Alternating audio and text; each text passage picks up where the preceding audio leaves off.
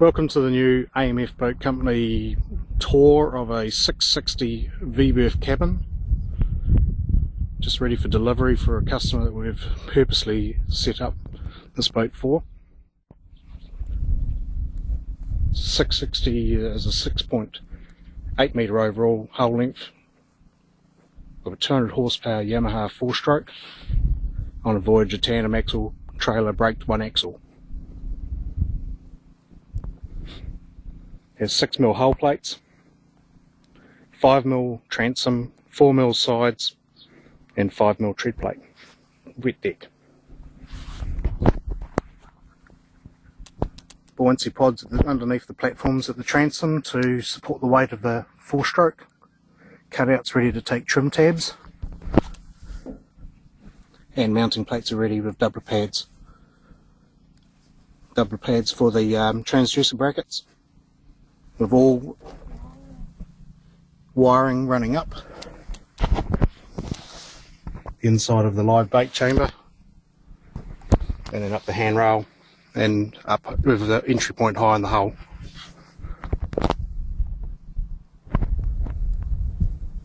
Nice sturdy mounts holding all the hose, so it's nice and tidy on the back of the boat. 4 handrails across the transom, with the 2 inside rails both capable of running cables up them. Road cover, or more of a storage cover.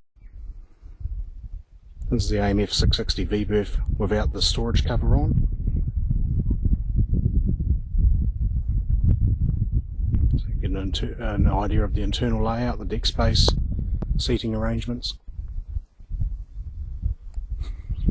On this boat, the clients opted for an upgrade of the standard pedestals to the soft rider pedestals. This gives up and down adjustment as well as backwards and forward, and it also, they have 360-degree rotation of the seat base. This allows, with the backwards and forward movement, it allows you to get yourself a good standing position behind the wheel without the seat digging into the back of your legs, and also to push the seat forward and have a good seating position. We have an ICTEC I-spin. This is a 135 litre model. We've set up a 3-inch squab on it with custom embroidery of the AMF logo. It's a good practical arrangement. It gives you good fish bin storage, allowing space underneath the back tray for further fish bins or else dive bottles and dive gear. With space all the way around the bin, there's plenty of room for fishing and other activities. Okay, from inside the boat, we're now looking at the transom, what was covered in storage compartments. So here we have the engine start battery, which is an Optima battery. Primer bulb, and then battery bank system. So we've got a start, emergency parallel and a house switch. We've also got each battery's 50 amp fuse and a circuit breaker up in the top right hand corner for the windlass. In the centre compartment we have a fuel filter on the port side. We have house battery and wash down pump, with the hose running into the side pocket.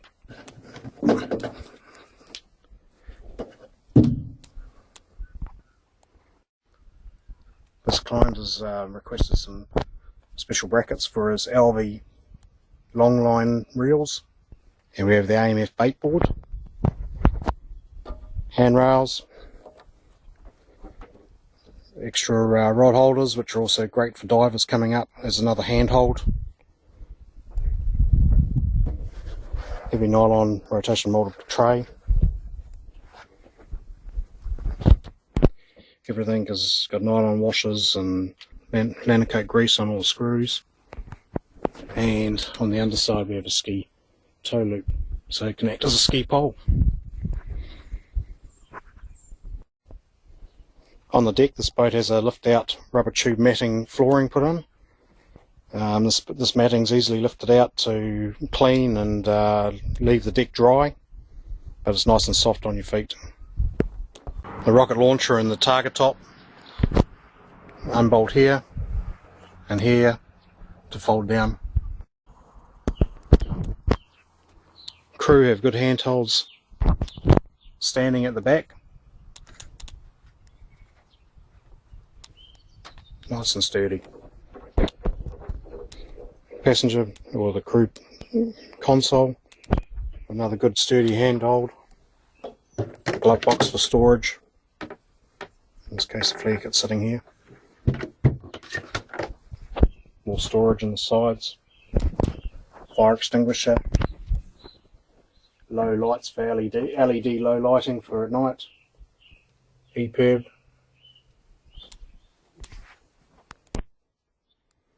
A large console for AM/FM CD player. VHF radio. And speakers, GPS antenna, compass, and electronics. Dash has a switch panel, standard Yamaha gauges, windlass switch with a safety switch on the dash to stop it being accidentally tripped. You have a bilge pump, automatic float switch, and 12 volt cigarette lighter style socket, which is in a position where you can run your cords through to here and have your cell phone charging, etc. C-star steering with a recessed mounting kit to pull the helm unit back into the dash so you don't have a steering wheel pulled into your stomach. Large diameter wheel, nice comfy rubber grip, stainless steel, nice and strong. Control box in a comfortable position, and again more storage. Okay, inside the cabin we have a cabin light,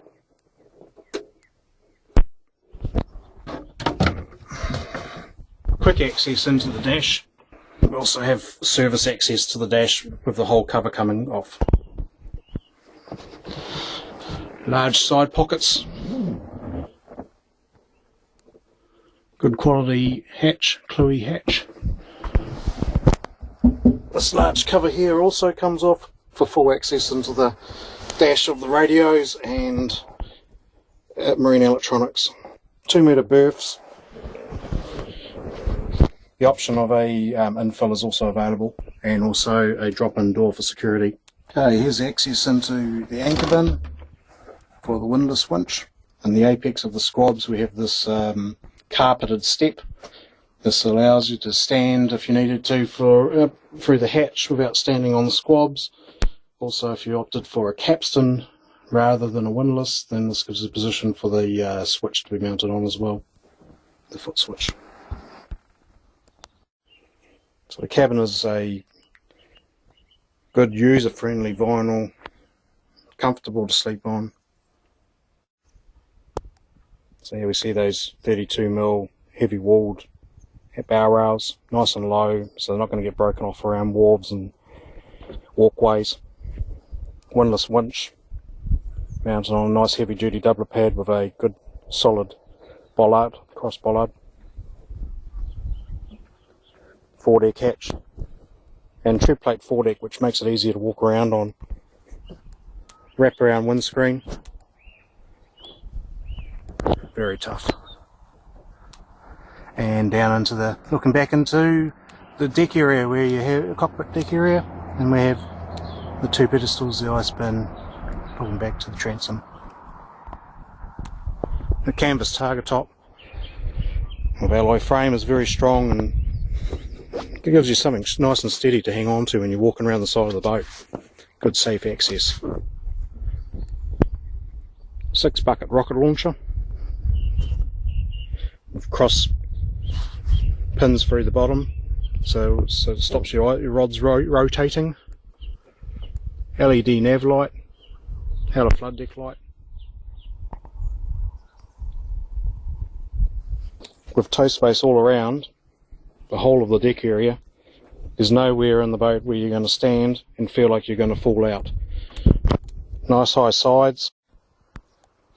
Okay, for the target top we've got a clear system. So this clip-on clears all around, closes in the target top to give more shelter. Here are the clears from the outside of the hull, sides and front. Clears have been designed to attach underneath the peak of the target top,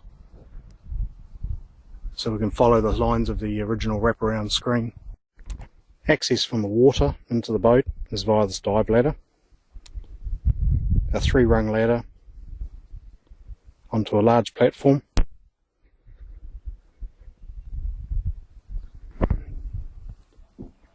Plenty of handholds. So the live bait tank for this boat is actually the upward pod. Here we have a pickup for the washdown hose, or washdown pump in this case. And over this side we have another pickup, and that's for the live bait.